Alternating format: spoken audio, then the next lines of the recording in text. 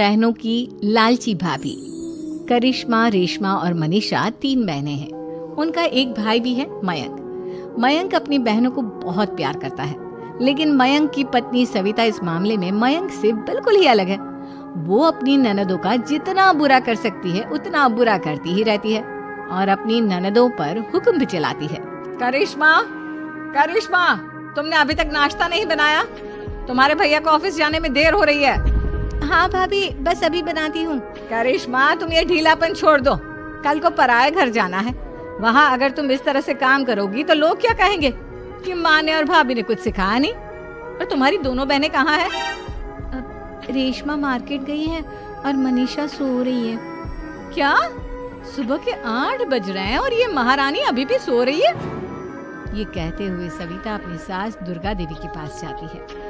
माँ जी, देख रही हो अपनी बेटियों के तौर तरीके?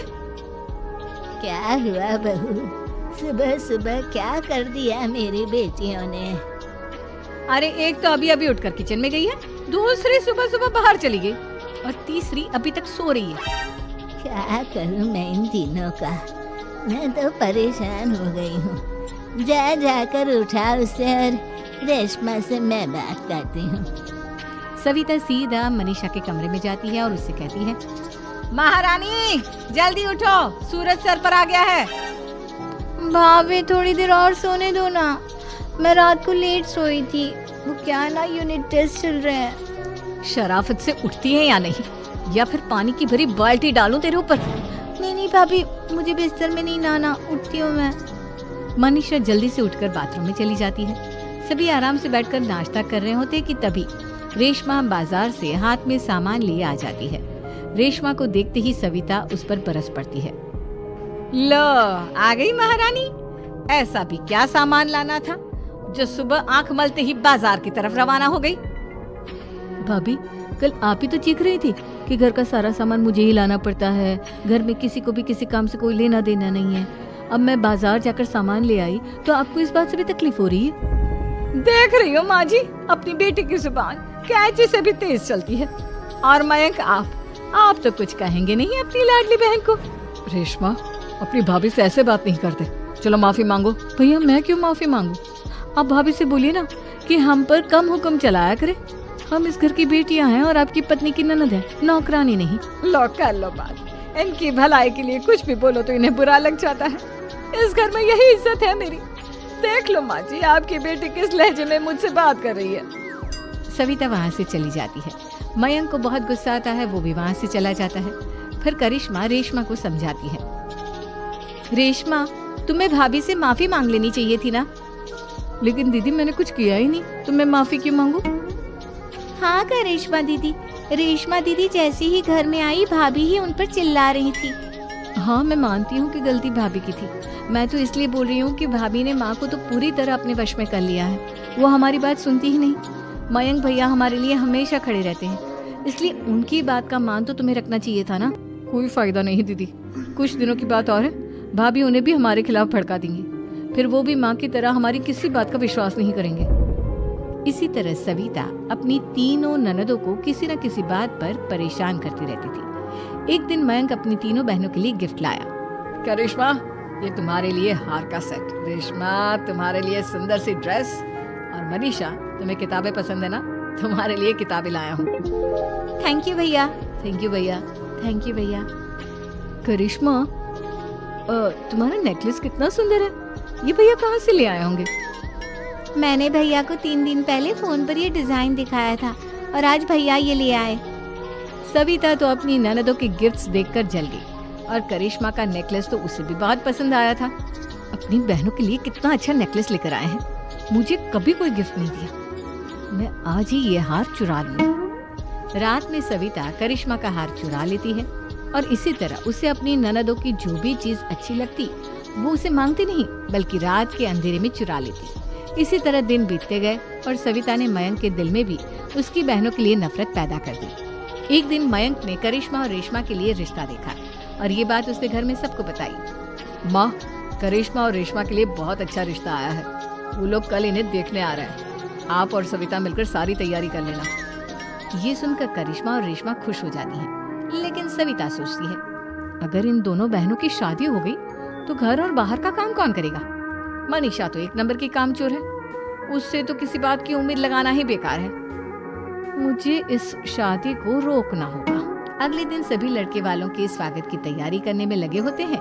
तभी मयंक अपनी बहनों से आकर कहता है, तैयार हो गई तुम दोनों? देखो दोनों लड़के बहुत अच्छे हैं, मैं कोई कसर नहीं छोड़ना चाहता, इसलिए तुम उनके सामने अच्छे से बिहेव करना और अपनी भाभी से लड़ने मत लग जाना। करिश्मा, तुम वो नेकलेस पहन लो ना जो मैं तुम्हारे लिए लाया था। भैया मैं बहुत देर से वो नेकलेस ढूंढ रही हूँ, लेकिन मुझे मिल ही नहीं रहा। क्या तुमने नेकलेस खो दिया? तुम्हें पता भी है वो कितना महंगा था?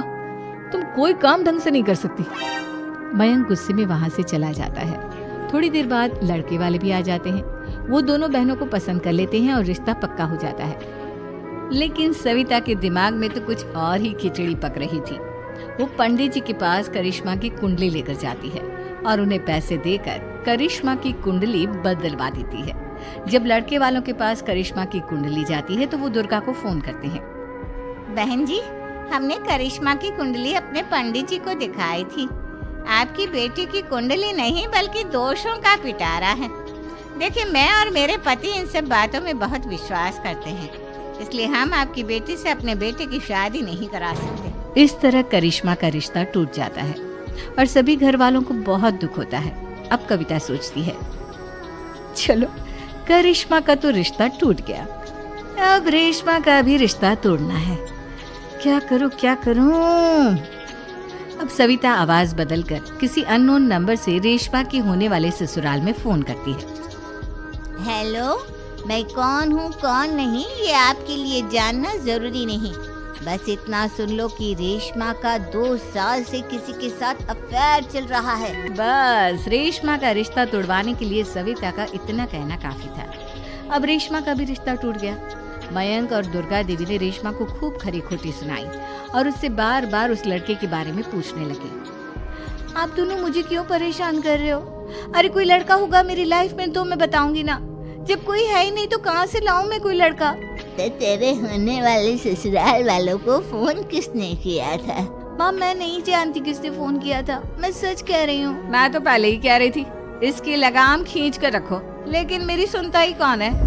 आप चुप रहिए भाभी, ये सब आपका ही किया धरा है।